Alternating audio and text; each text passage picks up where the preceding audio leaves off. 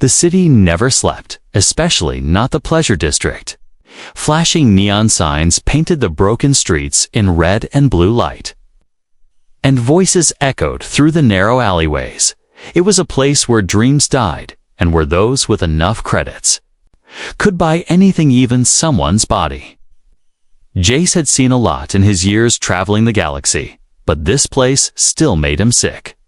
He wasn't here for pleasure, not tonight. He just needed a place to rest before heading to the outer colonies, inside the glass tower. Rich aliens lounged in velvet chairs while slaves danced before them. Some wore masks, some didn't. Some smiled because they had forgotten how to cry. Jace walked in with heavy boots and tired eyes, ignored by most, just another human among aliens. A voice called to him. "You want the night special?" "Yes." "1 hour, 1 girl, your choice." He shook his head. "No, I'm just here for a room." But the dealer smiled wide, revealing sharp yellow teeth. "Room comes with company." Before Jace could argue, a door opened and she was pushed out. She stumbled forward, barefoot, shaking, and dressed in thin, worn cloth that barely covered her. She had pale skin with soft violet tones, glowing blue eyes, and white hair that fell across her shoulders like silk. She didn't speak, just stared at the floor like she was trying to disappear.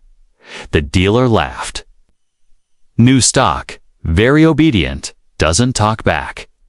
"Perfect for you." Jace looked at her, then at the dealer, then back at her. Something in his chest twisted. "I said I don't want," the dealer interrupted. "No refund. Human, take her or leave, but she stays with you until morning." With a frustrated sigh, Jace took the key and walked toward the small guest chamber. The girl followed silently, her steps barely making a sound. Inside, the room was clean but cold, the lights dim, and the bed too large for comfort. Jace turned to her. "Sit down. You're safe here." She didn't move, didn't even blink. He walked to the small shelf, grabbed a food pack, heated it, and placed it near the bed. "Eat this," he said softly. "You need it more than I do." She looked at the food like it was a trick, then slowly sat and touched it with trembling fingers. When she finally took a bite, her eyes widened, and tears formed, real tears. Jace didn't ask questions. He just watched her eat, piece by piece, like it was her first meal in days. "I'm not going to touch you," Jace said after a moment. "I know why they sent you, but I won't." Her hands froze, the food halfway to her mouth. Then she looked up, truly looked at him for the first time, confused, afraid, and something else, hope. He placed a blanket on the bed, then turned his back. "You sleep, I'll take the floor." Her lips parted slightly, but no words came out. Instead, she crawled onto the bed slowly and curled into a ball, covering herself in the soft fabric, like it was the only safe place left in the galaxy.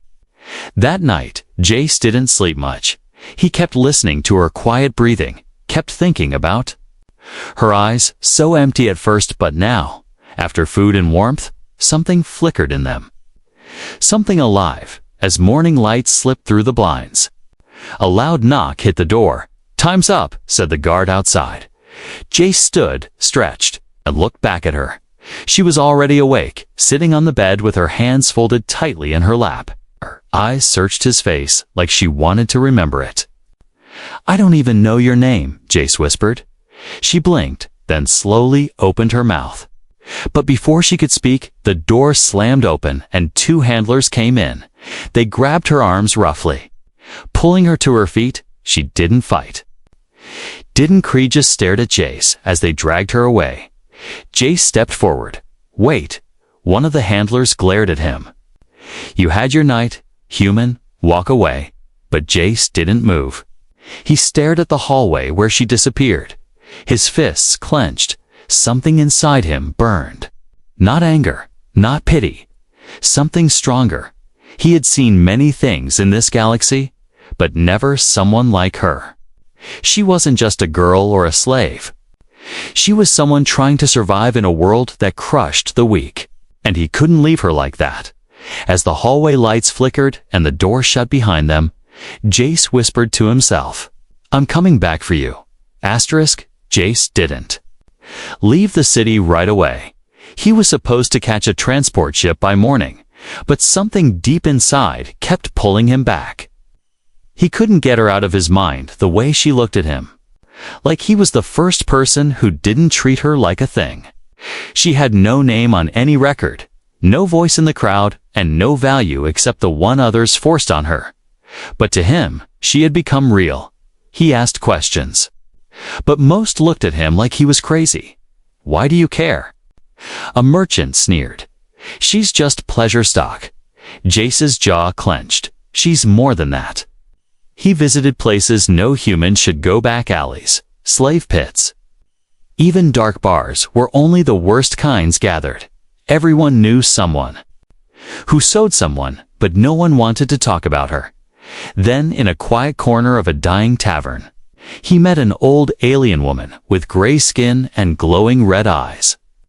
She stared at Jace for a long time before speaking. "You saw the white-haired one, didn't you?"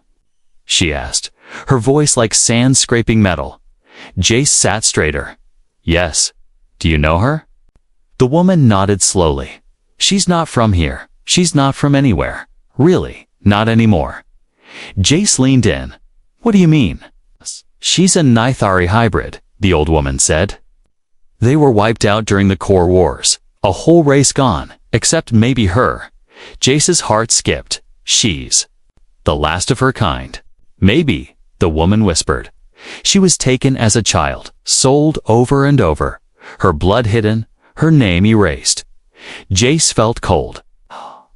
That girl Lilira wasn't just a slave. She was a survivor of something much bigger. Something ancient. He thought about her soft, glowing eyes, the way her hands shook when she ate, the way she looked back at him with hope. She was important, and no one cared, but he did. The next day, Jace returned to the slave tower. The guard at the front gate blocked his way. Back again, human. "You buying or begging?" "I want her," Jace said, voice sharp. "The white-haired girl. I'll pay whatever price you name." The guard laughed. "She's not for sale. The boss won't let her go. Special stock." Jace didn't back down. "Then take me to him, inside the office." The slave dealer leaned back in a leather chair, smoking a glowing pipe. "You must really like her," he said, smirking. "Most don't come back after one night. She's not just a slave," Jace replied. "She's a person, and I want to buy her freedom." The dealer raised an eyebrow. "Freedom? No such thing in this city." Jace dropped a credit chip on the table, heavy with every credit he had. "Not enough," the dealer said coldly, not even glancing at the chip. Jace added another chip, then another. The dealer looked interested now, but shook his head. "Even if I took your money, you don't get rights here, human. You buy her, you become like her." Jace froze. "What do you mean?" "She's off the record, unregistered property," the dealer explained. "You take her, you lose your status. You become illegal too." Jace thought for a long moment, then said, "Fine." The dealer laughed. "You're serious? Giving up your future for one girl?" "Yes," Jace said, "because someone has to." An hour later, Jace stood in front of her cage. She was sitting in the corner, legs pulled to her chest, silent as always when she saw him, her eyes widened but she didn't move. The guard opened the cage. "She's yours now. Don't make us come looking if you run." Jace stepped in slowly, knelt down, and held out his hand. She didn't take it at first, but her eyes filled with tears. Then, slowly, she reached forward and touched his fingers. Her touch was light, unsure, like she couldn't believe it was real. "I'm not leaving without you," Jace said gently. She looked into his eyes, and for the first time, she smiled. As they walked out together, she stumbled slightly. Unused to freedom, Jace caught her, steadying her gently. Then she did something he didn't expect. She knelt before him, head bowed, and whispered something in her own alien language. He didn't understand the words, but the meaning felt. Heavy, like a vow, Jace helped her stand, heart racing. He didn't just buy her freedom. He was now part of her story, and hers was only beginning. The city didn't care that Jace had bought Alira's freedom. No cheers, no respect, no welcome. In fact, the moment he walked out with her, people started to whisper, "Why would a human waste credits on a slave? Is he mad? She?" Run away, just like all the broken ones. Jace ignored them. He kept Alira close, his hand gently on her back as they moved through the lower streets. She didn't speak much, only small words in broken basic, but her eyes followed everything. As if trying to memorize this new life, he took her to a quiet part of the city near the edge, where factories turned into farmland. There was a small room he rented years ago, barely used, but clean.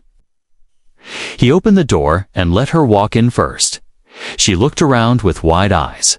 There was a soft bed, a wash station, even a small heater. Alira stepped forward, slowly, like she didn't trust it. "You can rest here," Jace said softly. "No one will hurt you." She turned to him, placing a hand over her heart, then pointed to him. "Safe," she whispered. Jace smiled. "Yes, you're safe now." But safety had a price. Later that night, someone knocked on the door, loud, hard, angry. Jace opened it and saw two bounty agents standing outside, both armored and holding stun. "Rifles, you bought her illegally," the first one growled. "You know that's a violation of Interworld Code 77. Jace didn't flinch. "I paid the dealer." "Fair and legal in this city. She's unregistered stock," the second agent said. "Which means she's stolen property, and you're now in possession of it." Alira appeared behind Jace, eyes wide with fear. Jace stepped in front of her. "She's not property." The agents raised their weapons. "We'll be back with reinforcements, and you better have her ready." The door slammed shut, and silence fell. Jace turned to her. "We have to leave this place." She nodded, gripping his sleeve tightly to earn the credits to get them off-world. Jace made a dangerous choice. He returned to the underground fight circuit the same. Brutal arenas where pain earned pay. He used to fight for adventure, for challenge. Now he fought for Alira. Every night, he stepped into the ring, against alien brutes. Cybernetic monsters, even trained mercs. He bled, he bruised, but he won. Each win brought credits, and each credit brought them one step closer to freedom. Meanwhile, Alira waited in the shadows. She cooked what she could, cleaned his wounds.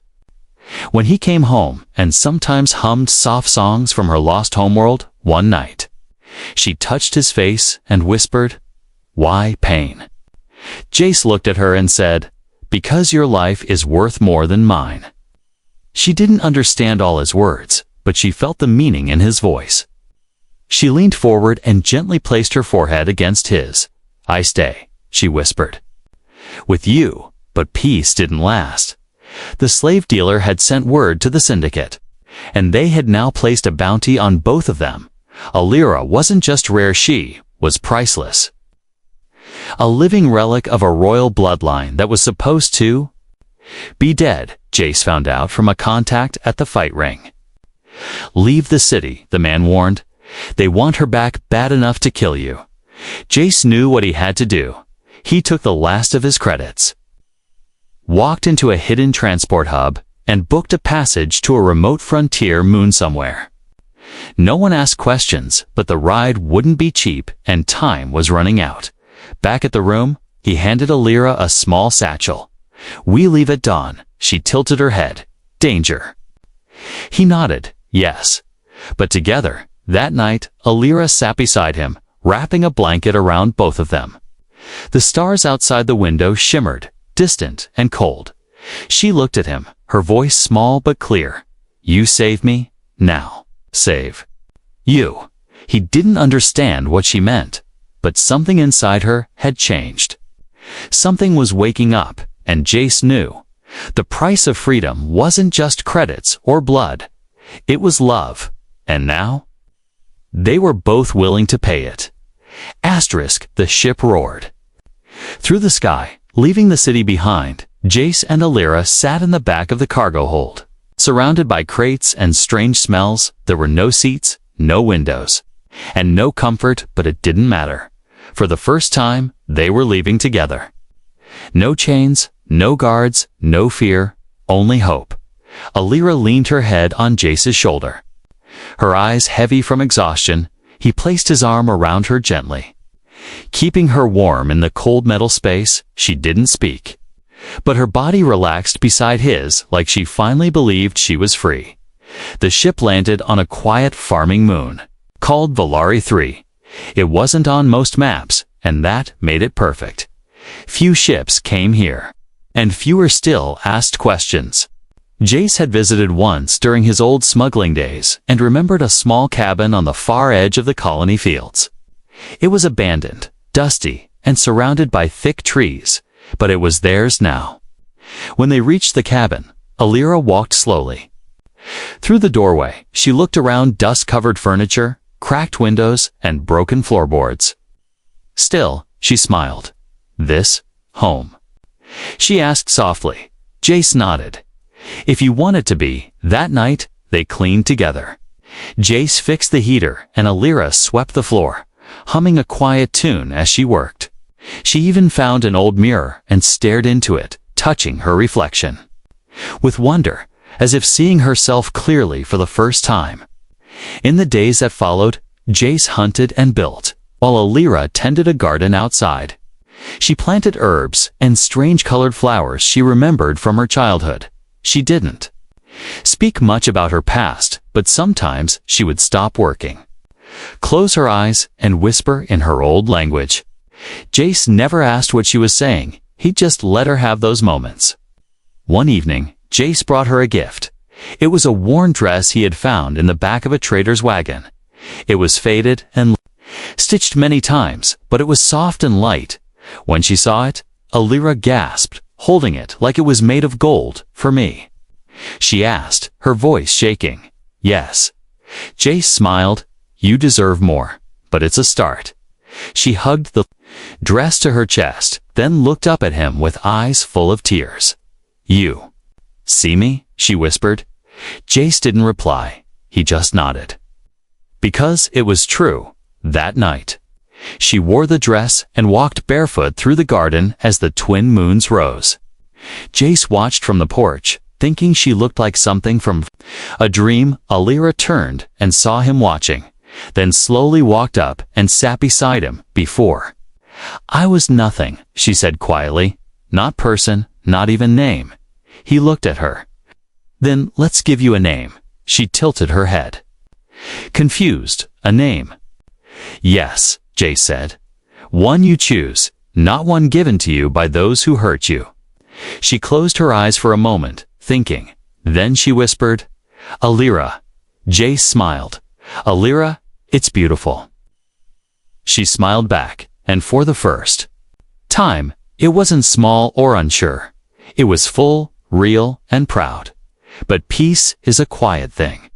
And quiet things don't last long. One morning, Jace found a small, blinking light on the edge of Alira's neck, almost invisible. Hidden beneath her hair, he froze, his heart pounding. A tracker, he rushed inside, gently taking her hand. "We have to remove it," he said quickly. "They can find you with this." She didn't panic, just nodded. She trusted him, with steady hands. Jace removed the device using an old field kit and sealed the tiny wound with care. She didn't flinch, not once. When it was over, she looked up and whispered, "Thank you." But now Jace knew. They weren't safe yet, whoever placed that tracker still believed she was theirs, and they might already be coming that night. Jace sat outside under the stars, watching the trees sway in the wind. Alira joined him. Wrapping a blanket around both of them, he looked at her and asked, "Do you ever wish I left you behind?" She shook her head. "Never, even though it's dangerous." She placed her hand on his chest. "Danger here," she said, "but warm too." Jace didn't fully understand her words, but he understood her eyes. She had found something here, something worth more than safety. She had found a home, and so had he. The wind howled through the trees as the sun dipped below the horizon. Jace stood on the edge of the clearing, eyes scanning the sky. His hand rested on the old blaster at his hip. Something didn't feel right. He could feel it in his bones, like a storm coming, but not from the sky, from the stars above. Alira was inside the cabin, softly humming to herself as she stirred a pot over the heat plate. She had gotten better with words lately, practicing with Jace every morning. Her smile had returned, her eyes brighter each day. But that night, Jace's expression stayed hard. "Alira," he said as he stepped inside, "we might have trouble." She looked up, confused. "Bad people?" He nodded. "Maybe bounty hunters." She was silent for a moment, then asked, "You leave me?" "No," Jace said firmly. "Never." Later that night, Jace heard the faint hum of a ship engine. Low and sharp, he rushed outside, eyes toward the sky. A dark shape passed above the trees, no lights, no markings, silent as a ghost. He ran back in, grabbed the small emergency pack he had hidden, and turned to Alira. "We have to run, now." She didn't ask questions. She grabbed his hand and followed. They moved through the forest in the dark. The only light coming from the stars above. Branches scratched their clothes. Thorns bit at their legs, but they didn't stop. Jace knew these woods better than anyone, and he led her to an old ranger station hidden near the cliffs. It was broken and half buried, but it had a door and thick walls. They rested inside, both breathing heavy. Jace checked his tracker scrambler was still working, but barely. "We'll stay here until morning," he said. Alira curled beside him, shivering, but not from cold, from fear. Just before dawn, the sound of footsteps crunched outside. Jace froze, then grabbed his blaster and motioned for silence. Alira nodded and moved behind a pile of crates. 3 figures entered, tall, armored, and clearly not local. Their helmets glowed with scanners, searching the room. "Signal says they're close," one of them said. Another replied, "The girl's worth a fortune." Dead or alive, Jace didn't wait. He leaped out from cover and fired one shot. Hit. The second missed. The first bounty hunter fell with a scream. The others dove for cover. Alira screamed, not in fear, but in rage. She stood, eyes glowing bright blue, and raised her hands. Energy burst from her palms like lightning, crackling through the air and slamming into the attackers. They were thrown back, groaning. Jace stared in shock. "Alira, what was that?" She was shaking, her body glowing with faint light. "I don't know," she whispered. "It just happened." They didn't wait to ask more. They ran again, this time heading toward the canyon. Behind them, fire lit up the sky. Someone had called for reinforcements. By the time the sun rose, they had reached the high ridge where no ships could fly low. Jace helped Alira climb, even as his muscles burned. She was weak now, tired from using whatever power had come from inside her. At the top, they rested behind a large stone wall, watching the smoke from their old home rise in the distance. Jace clenched his fists. "They burned it," he said bitterly. Alira leaned against him, tears falling down her cheeks. "Home? Gone." "No," Jace said gently. "Home is where you are." She looked at him, and in that moment, she understood. They couldn't go back. They had to keep moving. But they had each other. That night, under a sky full of stars, Alira spoke, more clearly than ever before. "I remember now," she said softly. "The light, It is from my blood. Jace looked at her, listening. My mother was not just a slave, she said. She was royal. But she died when I was taken. Jace's heart sank. Alira was never just a girl in chains. She was a forgotten heir, a living symbol of something ancient and powerful. Now the galaxy knew. She was alive, and they wanted to control her or kill her. But Jace made a vow right there. Under the stars, no matter what happens, I'll protect you. Alira touched his face gently, and I. Protect you. They were no longer just a girl and a man, they were something stronger. A team, a bond made not from blood or duty, but from choice. And from this night forward, they were no longer running from the past. They were moving toward a future, together. The mountains rose like silent guardians. Covered in fog and shadow, Jace and Alira had been moving for days. Sleeping in caves, hiding from drones, and surviving on dry rations. They had no map, no signal, no destination. But they had each other, and that was enough. Alira no longer walked behind Jace. She now walked beside him. Step by step, her eyes stayed sharp, always watching the sky, the trees and the wind. She was no longer a girl, lost in fear. Something inside her had awakened. They found a hidden village in the forest, far from any known route. It was small, built by outlaws and exiles, with mismatched buildings and strange alien faces. At first, the villagers didn't welcome them. But when Alira lifted her hand and showed them a glowing mark on her wrist, everything changed. The oldest villager, a gray-skinned elder with cybernetic eyes, stepped forward and bowed.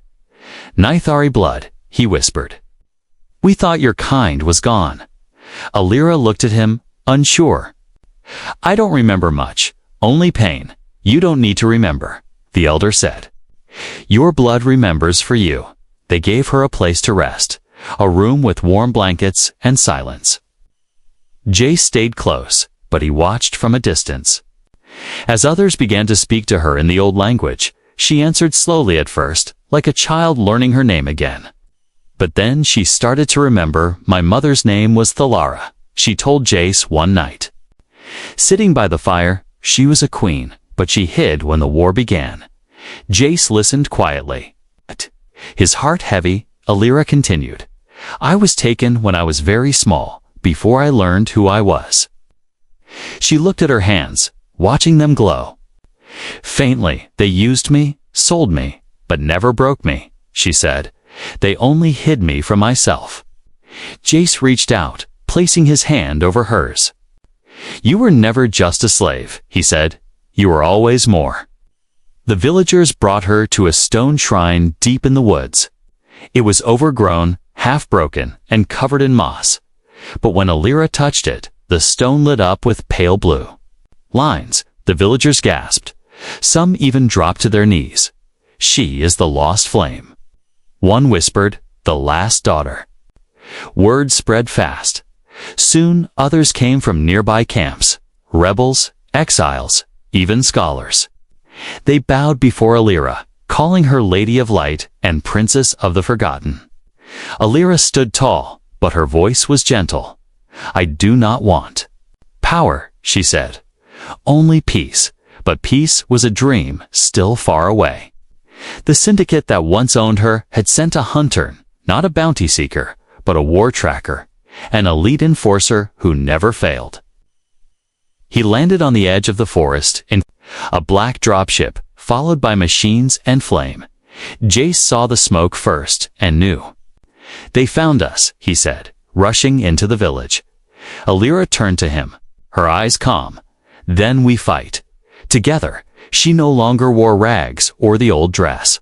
She wore robes. The villagers gifted her white and gold, with symbols of her house on the fabric. She looked like royalty, but she moved like a warrior. Jace checked his weapon, heart pounding. You don't have to do this, he said. We can run again. Alira stepped close, touching his chest. No more running, she said. They want me silent, afraid, broken. Her voice hardened. I am none of those things anymore. When the enforcer arrived, Alira walked out to meet him. Behind her stood Jace, and behind him stood the entire village. The enforcer raised his rifle, voice cold through his helmet. "You are property, nothing more," he said. "Return now or die." Alira lifted her hand, and light shimmered in her palm. "I was never yours," she replied. "You only held a caged flame." He fired, but the blast never reached her.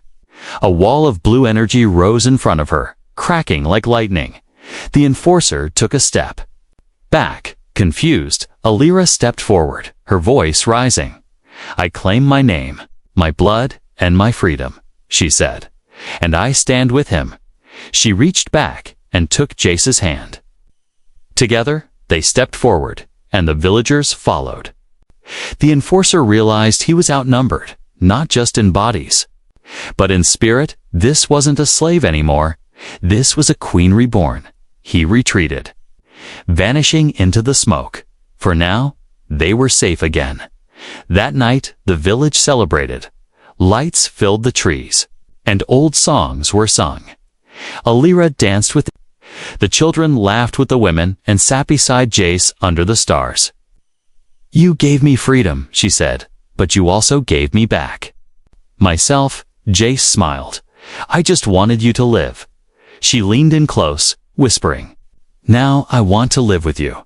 The stars above burned bright, but nothing shined brighter than the girl who had once been a slave, now reborn as something more. The morning came slow, painted with soft gold light and mist drifting through the trees. The village was quiet now, still healing from the fire and fear that had passed. But something had changed. Not just in the people, not just in the sky, but in Alira. She stood at the edge of the sacred spring. Wearing her white and gold robes, she was no longer hiding, no longer silent. She spoke with strength, moved with grace, and looked at the world with steady eyes. The girl who had once been owned, touched only by pain, was now leading, and she was not alone. Jay sat nearby, watching her. He had seen her journey from a trembling soul in chains to a woman who could stop armies with her voice. He never expected to fall in love with someone like her, but he did, not because she was royalty or powerful, but because of the way she smiled when she finally felt safe, because she made him feel like he mattered. Later that day, the villagers gathered in the stone circle. The elder stepped forward and raised his voice. "We welcome back the blood of House Nithar," he said. "But more than that, we welcome the one who did not return in power, but in kindness." He turned to Jace, and the one who stood by her side, even when it meant losing everything. Alira stepped forward and held Jace's hand. She looked around the circle, then spoke clearly. "I don't want to rule," she said. "I want to build." Her voice echoed through the trees. "I want to make a place where no child is taken, no soul is caged, no love is traded." She squeezed Jace's hand. "I want to make it with him."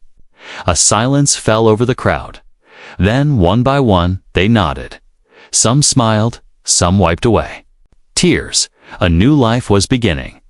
Not with war, but with healing, as the sun began to set. Jace and Alira returned to their cabin. It had been rebuilt by the villagers, stronger, warmer, and filled with light, a symbol of everything they had overcome. Inside, the fire crackled gently. Alira sat by the hearth, brushing her silver white hair, now clean and shining. Jace sat beside her, resting his head against the wall. "I never thought I'd live this long," he said quietly. "Not like this." Alira turned to him. "You gave me life, Jace." He smiled softly. "No," he said, "you had life already. I just gave you a hand when you were falling." She leaned closer. "Then hold my hand now and never let go." He reached out, fingers wrapping around hers, warm, gentle, unshakable, no matter what comes. He whispered, "I'm here." She looked into his eyes, glowing softly in the firelight. "I was given to you for one night," she said, "but you gave me forever." He chuckled. Guess I'm greedy." She smiled. "Then be greedy with my heart." They shared a kiss, flow, tender, and full of promises without words. No crowd, no crown, no ceremony. Just two broken souls who found healing in each other. Outside, the stars blinked into view, and from deep space, far beyond the hills, a transmission quietly played through an old beacon left untouched for years. Nithari's signature detected, the message said, "Tracking active." But the cabin stayed quiet. The beacon died out with a crackle. For now, no one came. And in that peace, Jace and Alira built their home. They grew gardens, carved bookshelves, and invited lost travelers to rest under their roof. Some came. Broken, others scarred, but they all left stronger because kindness had power and love had weight. Many moons passed. Alira's powers continued to grow, but she never used them for war. She healed wounds, lit fields during cold nights, and raised a voice for the voiceless. And JC never left her side. He taught young ones how to fight with honor, how to speak truth even when it hurt. One day, a child in the village asked Alira, "Are you a queen?" She knelt and smiled. "No," she said, "I'm just someone who was once forgotten." The child asked, "Then who is he?" She turned to Jace, who stood beside her, laughing softly. "He's the one who remembered me," she replied, and that was enough, because, in the end, she had been his for a night, but he had become hers for a lifetime.